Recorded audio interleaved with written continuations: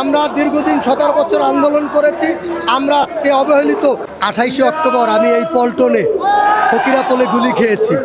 জুলাইয়ের আন্দোলনে 18 তারিখ উত্তরায় সরাগুলি খেয়েছি। আজকে জাতীয় শ্রমিক দিবস, শ্রমিকদের জন্য ঐতিহাসিক একটা দিন।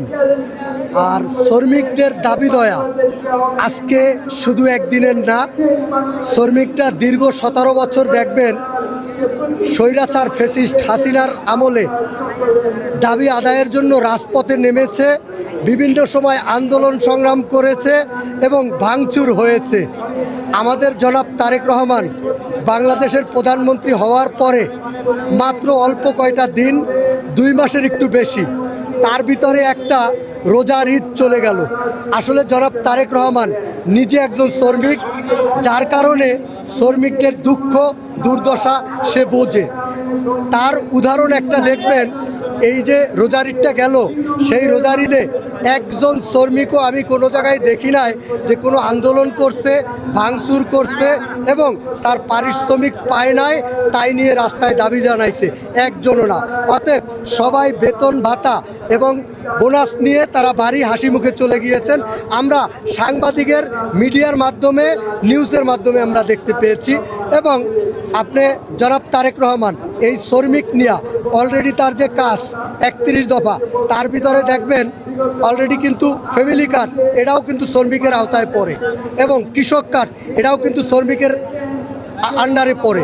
তারপরে খাল খনন এটাও কিন্তু শ্রমিকের আন্ডারে পড়ে। যেমন খাল খনন, যদি খাল খনন সারা বাংলাদেশে অব্যাহত থাকে তাইলে আপনি দেখবেন কৃষকের জন্য সুবিধা হবে। কি হবে? পানি পাবে, কৃষি বেশি হবে এবং ওই কৃষক বেশি বেশি দামে বেশি কৃষি বিক্রি করতে পারবে এবং কৃষকরা উপকৃত হবে। তো অতএব জনাব তারেক রহমান যেইভাবে ওই 31 দফার ভিতরে যারা কৃষক এবং খেটে খাওয়া মেহনতি মানুষ, তাদের জন্য কিন্তু ব্যাপক কর্মসংস্থান রাখছে। যেমন বিদেশে যাতে কর্মী রপ্তানি বেশি হয়, কর্মী যাতে বেশি পাঠাইতে পারে, বাংলাদেশে যাতে রেমিটেশন বেশি আসে, এই ব্যাপারেও কিন্তু উদ্যোগ নিয়েছে। অতএব আমি বলবো, দীর্ঘদিন এই ফ্যাসিস্ট স্বৈরাচার হাসিনার আমলে কোনো সময় মানুষ সুবিধা পায় নাই এবং তাদের ঘামের দাম পায় নাই। ইনশাল্লাহ আমি আশা করি জনাব তারেক রহমান এখন সে ঘামের দাম দিবে। সে নিজে কোদাল হাতে নিয়েছে, মাটি কাটতেছে, খাল খনন করতেছে। অতএব শ্রমিকের পারিশ্রমিক দেওয়ার জন্য শহীদ প্রেসিডেন্ট জিয়াউর রহমান যেইভাবে তার জীবনে অনেক কর্মসূচি রাখছেন, দেশ নেত্রী বেগম খালেদা জিয়া সেটা অব্যাহত রাখছেন এবং তার সুযোগ্য সন্তান আমাদের প্রধানমন্ত্রী জনাব তারেক রহমান বাংলাদেশে 2 মাসের একটু বেশি সরকার। অতএব সে যেভাবে জনগণের জন্য কাজ করতেছেন, আমি মনে করি জনগণের কোনো দাবি, কোনো দয়া নিয়ে রাস্তায় আসতে হবে না। আগামী সামনে একটা কোরবানির ঈদ আসতেছে। আমি মনে করি দেখবেন এই কোরবানিতেও কোনো মানুষ আন্দোলন করা লাগবে না, সংগ্রাম করা লাগবে না। তাদের পারিশ্রমিক পাবে এবং বেতন ভাতা এবং তাদের বোনাস সম্পূর্ণ পাবে।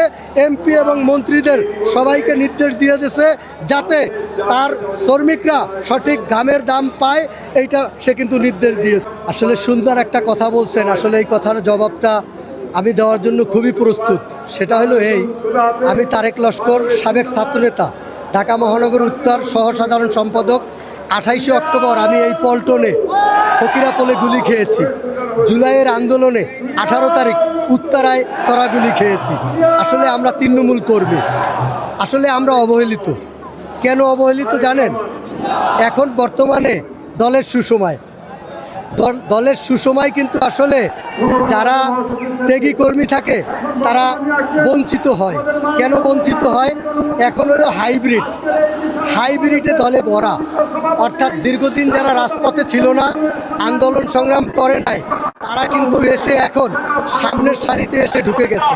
এবং আমাদের যারা বিএনপির নেতাকর্মী, যারা মোটামুটি উপর লেভেলে আছে, তারাও ওই হাইব্রিড যে নেতারা, তাদের কাছ থেকে টাকা পয়সা খেয়ে এই তৃণমূলের কর্মীকেও ভুলে যায়।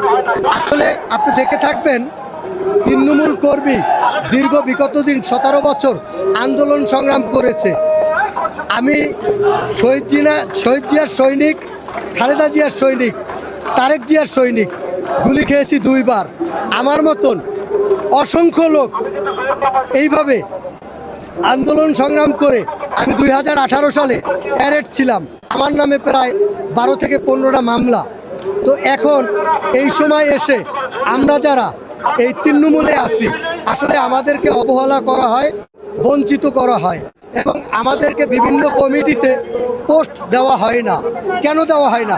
ওই যে হাইব্রিড যারা, তারা এসে টাকা দেয়, টাকার বিনিময়ে তাদেরকে পোস্ট দেয় এবং যার কারণে আমরা যারা তৃণমূল কর্মী, আমরা আস্তে আস্তে দল থেকে বঞ্চিত হই এবং আমরা সামনের সারি থেকে আস্তে আস্তে পিছনে চলে যাই।